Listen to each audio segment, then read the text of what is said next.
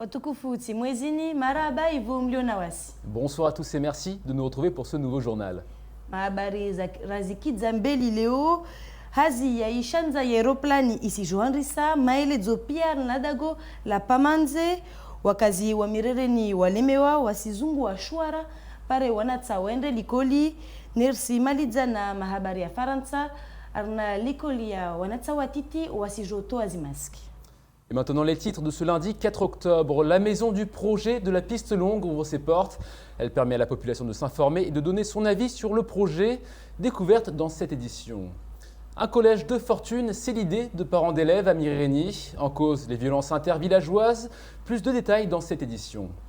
Et enfin, c'est aujourd'hui que le port du masque en primaire est levé dans les départements les moins touchés par le virus. Mayotte, malgré ses bons chiffres, n'en fait pas partie. Et je vous le disais en titre, une nouvelle étape dans la réalisation de la piste longue vient d'être franchie avec l'inauguration de la maison du projet ce matin. Située à Pamandzi, elle va permettre à la population de s'informer sur les différentes phases du projet, mais aussi de donner son avis sur cette promesse présidentielle attendue depuis plusieurs années, Yousra. Sasir siwaswili pole pole ishanza ya aeroplan ina dago ya ishama ya he Pamanze Ivan Rakotovao akao asubuhi vani akondostunda. C'est ici, dans les anciens locaux de France Télévisions, qu'elle a été installée. La maison du projet de la piste longue qui va permettre à tout un chacun de s'informer, mais aussi de donner son avis sur l'extension de la piste de l'aéroport de Pamandzi, attendue de longue date par beaucoup. Donc c'est un process qui est assez nouveau pour ce type de projet, qu'on a réalisé déjà ailleurs, que de plus en plus indispensable parce qu'on se rend compte que l'information, la curiosité doivent être satisfaites au début d'un projet et ensuite la réalisation doit être suivie. Et il faut être aussi à la fois dans un sens d'information mais aussi dans un sens de questionnement par rapport aux interrogations des riverains. Pour ce faire, 2 salons ont été aménagés pour accueillir le public. Seront mis à disposition les films de présentation, des travaux qui sont en cours, également de la documentation, de dossiers de présentation, une lettre d'information. Et nous aurons également un poste informatique qui sera à disposition pour que les personnes puissent consulter notre site internet dédié au projet. Pour répondre aux questions les plus pointues des visiteurs, le délégué à la piste longue tiendra aussi des permanences les mercredis après-midi. Il recueillera également les avis de la population. Oui, nous tiendrons compte de tous les avis, de toutes les remarques qui seront formulées. Ça ne veut pas dire pour autant qu'on apportera systématiquement une suite favorable, parce qu'il faut quand même qu'on examine les propositions qui sont formulées. En tout cas, nous, on s'engage à apporter une réponse à tout le monde, à toutes les questions qui nous seront posées. Ouvert du lundi au vendredi de 8h à midi, sauf les mercredis où l'accueil se fait uniquement l'après-midi, la maison du projet se veut une nouvelle étape vers la piste longue. Il reste cependant beaucoup à faire avant qu'elle ne voie le jour, à commencer par le choix entre les différents scénarios d'extension qui devraient être arrêtés d'ici le mois de décembre. Topara mwende o karibu na gendarmerie ya Pamanze mwavole maelezo mana madomana wa hazi ya aeroplani wasonamba ilazimu wakazi waje waelezewe heli strongo sovirao pare wajive nayo. On continue dans le domaine de l'aérien, Ivan. Et oui, car ce matin s'est tenu le premier forum des métiers aéronautiques de l'océan Indien. L'événement organisé par la CCI et l'association Aérotech s'est tenu au sein du lycée de Petite-Terre. Les élèves des différents établissements de l'île ont pu apprendre plus sur les différents débouchés de l'aéronautique, des filières en pleine expansion dans la zone qui offrent de vraies perspectives d'avenir, Yousra. Leo lycée ya Petite-Terre karibisama afali ya handra ya hazi zapatana na roplani CCI ya maore ikao na ishama irwao Aérotech. Maelezo na Ivan Rakotovao. Le lycée de Petite-Terre s'est transformé ce matin pour accueillir la journée découverte des métiers de l'aéronautique. Des élèves venus d'autres collèges et lycées de l'île étaient sur place pour cet événement qui dépasse le seul cadre de l'éducation. Alors ce forum, ce n'est pas un forum éducation nationale, puisque c'est un forum, vous le savez, qui part de la Réunion, à Aérotech, Mayotte et la Réunion. Nous, on a la chance de pouvoir le faire en présentiel, puisque nos taux de Covid sont extrêmement bas à Mayotte actuellement. Et donc nous le faisons en présentiel et nous sommes, l'éducation nationale, nous sommes partenaires, en particulier le lycée de Petite-Terre, puisqu'on a une formation de mécaniciens en aéronautique. Plusieurs partenaires ont donc répondu présents, à commencer par la CCI qui a co-organisé l'événement. En effet, ce type de forum peut susciter des vocations auprès des jeunes qui ne savent pas encore de quoi leur avenir sera fait. Alors, la CCI, vous savez que nous, on est amené à intervenir dans beaucoup donc, de secteurs, notamment dans la formation, notamment dans l'encadrement donc, des entreprises. Donc, force est qu'on soit là, c'était tout naturel. Puisqu'on prépare à ce forum, puisqu'on prépare bien entendu les chefs d'entreprise de demain, voire les salariés de demain également. Et donc leur dire qu'ils ont toutes leurs chances de trouver un métier dans le secteur privé, tout comme dans le secteur public. Mais on doit comprendre que le secteur public, il est limité. Et donc il faut également se dire que le secteur privé, notamment dans les métiers de l'aérien, il y a beaucoup donc d'opportunités pour qu'ils puissent réussir leur vie. L'excitation était palpable ce matin dans les allées du lycée et certains élèves comme Djima ont rapidement trouvé leur place dans cet univers de l'aérien. Depuis longtemps, je rêvais d'être dans l'aéronautique et le lycée des Lumières m'a permis de s'intégrer un peu plus parce que je ne savais pas que ça existait avant, mais ça existe maintenant et je suis fier de l'être. Si cet élève rêve de tutoyer un jour les nuages, d'autres ont apprécié cette découverte qui prouve que le chemin vers l'emploi est composé d'une multitude de chemins. Moi, il faut dire que je suis complètement à côté de ça parce que plus tard, je veux étudier le droit. Mais ce n'est pas parce qu'on va étudier autre chose qu'on ne peut pas apprendre. On peut pas. C'est bien aussi de diversifier ses horizons. Toute la journée, des groupes d'élèves ont pu accéder à l'aéroport de Lille pour côtoyer de plus près les différents acteurs de l'aéronautique et se projeter à travers un costume qui sera peut-être un jour le leur. El mwalona leo wanatawapara wa DCP achongoza patana na hazi za aeroplani waono ambavyo kalte za hazi nyingi tu za patana na aeroplani wavolwa maelezo waambilwa heli lazimu wasome pare wajue wafanye hazizo na hiyo ikavavoleo Petite Terre. Tout autre sujet maintenant avec cet accident survenu vendredi qui a beaucoup fait réagir, Ivan. Et pour cause, Yousra, les rumeurs les plus folles ont circulé sur les réseaux sociaux. L'une d'elles faisait état d'un homme ayant renversé et tué 2 délinquants qui venaient de l'agresser. En réalité, les faits se sont déroulés vendredi matin à Passaminti. Un automobiliste caillassé et volé par une bande de malfaiteurs a percuté 2 jeunes garçons en voulant fuir. L'un a été victime d'une fracture du tibia et l'autre est indemne. Alors cette affaire a fait ressurgir l'envie de certains d'appliquer la loi du talion. Écoutons à ce propos l'avocat Najima Hamada qui demande à la justice d'être plus ferme envers les délinquants pour éviter que les victimes deviennent des coupables. Ce phénomène-là prend de l'ampleur. Comme je l'ai dit encore une fois, il y a un autre fait presque similaire ce week-end. Mais pour enrayer tout ça, il faudrait déjà enrayer l'insécurité sur ce territoire. Qu'est-ce qu'il faudrait faire selon vous? Ce qu'il faudrait faire, déjà, je pense qu'on a une justice qui est peut-être laxiste. J'ai entendu sur vos ondes, encore une fois, une personne qui s'est introduite chez un élu de la République l'a menacé et que cette personne-là ressorte libre du tribunal avec une peine de prison avec 10 mois de sursis. Vous imaginez quand même, on attaque les symboles de la République, on va attaquer des élus de la République et cette personne-là n'a même pas un jour de prison, même si c'est un primo délinquant.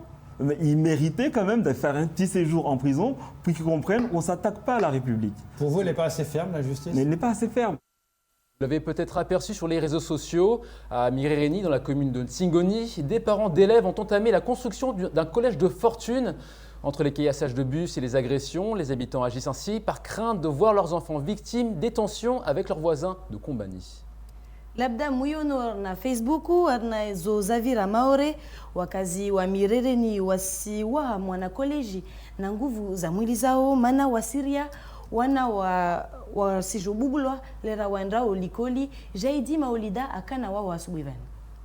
Non, ce n'est pas une mauvaise plaisanterie. Les habitants de Mirereni construisent leur collège. La guerre intervillageoise avec les voisins de Kombani a conduit à cette fabrication de fortune. Certains parents d'élèves craignent de voir leurs enfants être agressés en se rendant à l'école.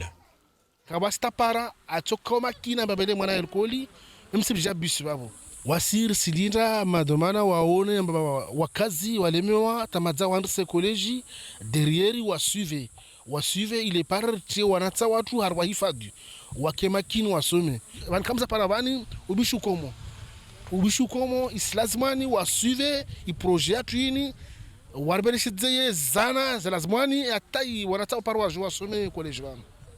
Ce matin, le chantier n'est pas actif. Autour de la structure, notre caméra semble-t-il éveiller la curiosité de quelques jeunes. Et parmi eux, certains sont scolarisés au collège de Mroalé. On n'a pas le choix.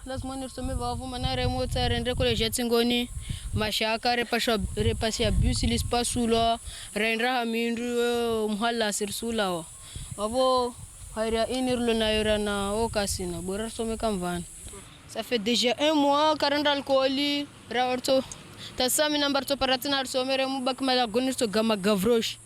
Invité de la matinale, le recteur Gilles Albou a réagi à la fabrication de cet ouvrage. Il a martelé que cet échafaudage est loin d'être le remède aux nombreux maux que subissent les habitants de Kombani et Mirereni. C'est pas la bonne réponse, on va dire, de construire un collège de fortune qui sera évidemment un collège dégradé et puis qui va y enseigner, je ne sais pas. Vous le voyez bien derrière. Est-ce que vous trouvez que c'est une école digne de la République qu'on est en train de construire là? Donc il faut juste arrêter. Non, il faut juste arrêter. À Mirereni, est-ce qu'on peut et à Kombani, est-ce qu'on peut se satisfaire? Enfin, c'est pas cette école qui va changer les choses. Ce qui va changer les choses, c'est qu'on arrête aujourd'hui d'empêcher des enfants de traverser un pont, qu'on arrête de couper l'eau pour un oui, pour un non, et souvent en représailles. Gilles Albou a également balayé l'idée de construction des collèges à Mirereni, une des réclamations des habitants qui espèrent s'asseoir autour d'une table avec le recteur afin de trouver des alternatives. Quant au collège des habitants, pas de date de mise en service annoncée et encore, quid de trouver le personnel qui viendra y enseigner. Elmalkia wakazi wa Mirereni walemewa uria rozao lera wanatsa waendrao likoli yo mana madzai yo ina wakati rangu waonao maondo na skondro ya Mirereni na Kombani vavo mababa na mamama wasizungu wa shuhara devo wa deside wa wae mwana likoli yo tajeli recteur asiele wa utungu waonao asirongo ambayo iyo kaifanishia arna isharia ya Shifaransa. On continue de parler de construire avec le recteur de Mayotte. Oui, ce matin, Gilles Albou a évoqué les grands projets scolaires sur le territoire, autres que les constructions de collèges et lycées, cuisine centrale et satellites, internats, équipements sportifs, bases nautiques. Le programme de construction est ambitieux et avancé, qui avance bon train pour combler le manque criant sur le territoire. Écoutons le chef de file de l'éducation à Mayotte ce matin dans la matinale. On était encore en jury la semaine dernière sur la cuisine centrale de Kawini. Ce sera le cas aussi de la cuisine centrale de Malamani pour tout le secteur sud.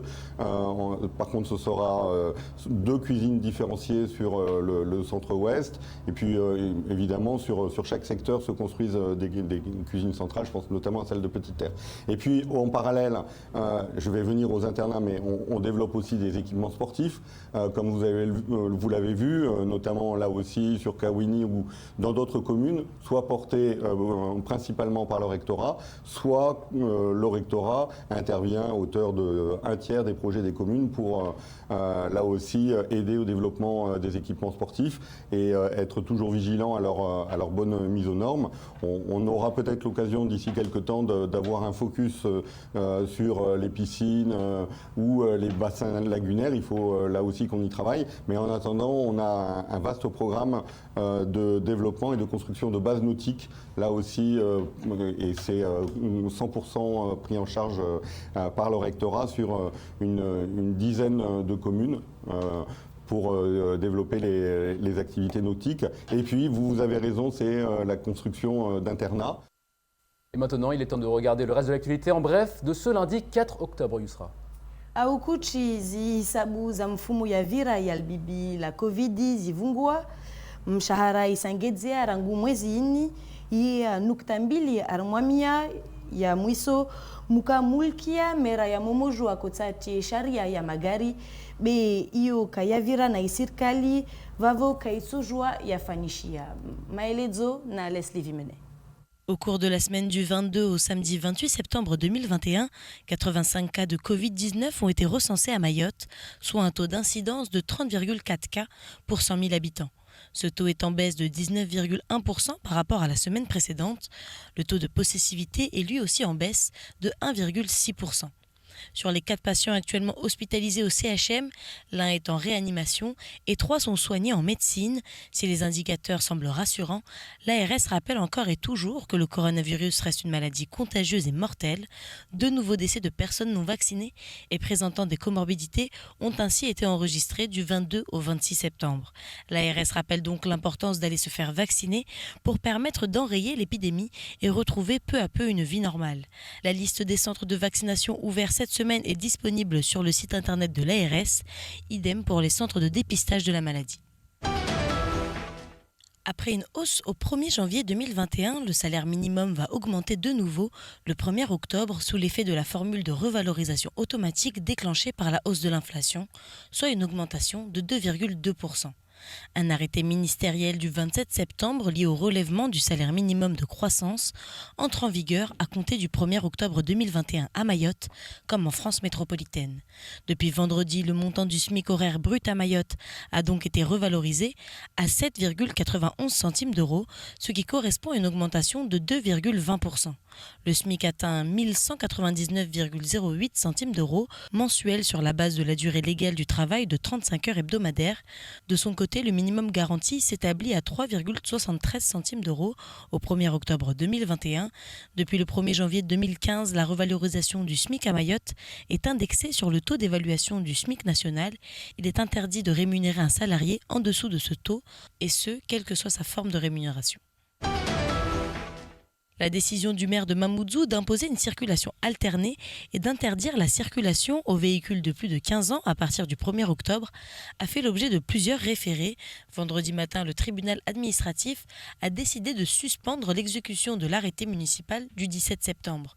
Le magistrat juge que les articles du Code de la circulation retenus ne sont pas applicables à Mayotte. Le maire de Mamoudzou a mis en avant les caractères accidentogènes des routes du chef-lieu, ce à quoi le juge a opposé le dernier bilan sur la sécurité routière qui fait état d'une baisse de 22% des accidents en 2 ans. Par ailleurs, la justice a considéré que la collectivité n'a pas organisé les mesures de compensation pourtant annoncées. Les parcours de déplacement en taxi ne sont pas mis en place, le parking relais ne sont pas installés et la matérialisation des arrêts de taxi n'est pas réalisée. Le juge a conclu que cet arrêté aurait empêché l'accès d'un nombre très important de personnes à leurs emplois. Dans la foulée de la décision, le maire de Mamoudzou a retiré son arrêté. Adisio ya utoa masker mwa l'école za wanatawatiti kaisi maorevani ra karsijua imana mana wasi ra ontsini na hamsini vavo si linda jouer ne karto volwa I droit rito izmaski aires isna hanidza amba tajeli covid isivungwa hatu unu ilazimu urke hashiri tena na geste barrière pares ivungu tena ne ripare rege arna I maisha yatu.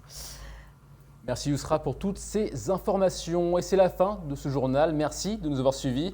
Demain, vous retrouverez Yousra Ahmad-Ali et Jadi Maulida dès 19h pour tout savoir de l'actualité. Excellente soirée sur Kwezi. Maraba vo Marlunga, mais sur ce jour parana na Jadi Maulida, va vo uku hair.